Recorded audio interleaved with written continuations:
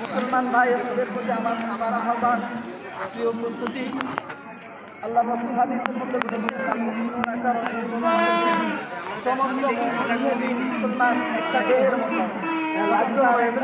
তার দেহের কোনো ব্যথাক্রান্ত হয় তখন তার পুরা দেহ ব্যথাক্রান্ত হয়, যখন তার মাথা আঘাতপ্রাপ্ত হয় তখন তার পুরা দেহ আঘাতপ্রাপ্ত হয়।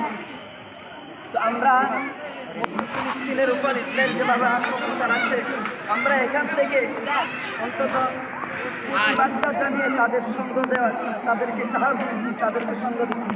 আর ছোট্ট একটা ঘটনা বলে আমি আমার কথা শেষ করছি। আল্লাহ রাসূলের জামানায় যখন যুদ্ধ শুরু হয় আবু জাহেল, তখন ইসলামের ঘোর শত্রু ছিল। তখন আল্লাহ রাসূলের ছোট্ট দুইজন সাহাবী, তারা যুবকও ছিল না বা যুদ্ধের উপযুক্ত ছিল না, তারা ছিল ছোট্ট শিশু। মুআজ এবং মাআজ দুই ভাই, তারা আবু জাহেলকে চিনত না। তখন তারা হযরত আব্দুর রহমান ইবনে আউফ রাদিয়াল্লাহু আনহুকে জিজ্ঞাসা করলো যে, হে আব্দুর রহমান ইবনে আউফ, আবু জাহেল কোন ব্যক্তি? তোমরা আমাকে দেখিয়ে দাও, আমরা তাকে জাহান্নামে পাঠিয়ে দেবো, তাকে দুনিয়া থেকে চিরবিদায় করে দেবো। তখন আব্দুর রহমান ইবনে আউফ আবু জাহেলকে ইঙ্গিত করে দেখিয়ে দিলেন। তখন তারা মুআজ এবং মাআজ দুই ভাই তারা বাজ পাখির মতো আবু জাহেলের উপর আক্রমণ করে তাকে জাহান্নামে পাঠিয়ে দিয়েছে।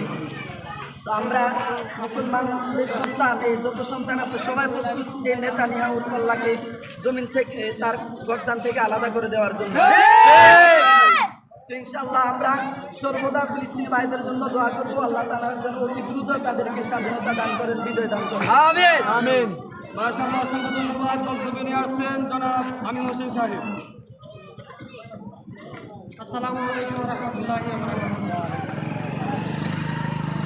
সম্মানিত উপস্থিতি, আমরা সকলে আজকে এখানে দাঁড়িয়েছি আমাদের নিজেদের জন্য নয়, কিন্তু আবার নিজেদের জন্য। এখন দুটো ক্ষেত্রে নিজেদের জন্য আর নিজেদের সময় কি ব্যাপার, হয়তো আমার এমন ব্যক্তিত্ব নয়, কিন্তু আমার মুসলমান ভাইয়ের জন্য।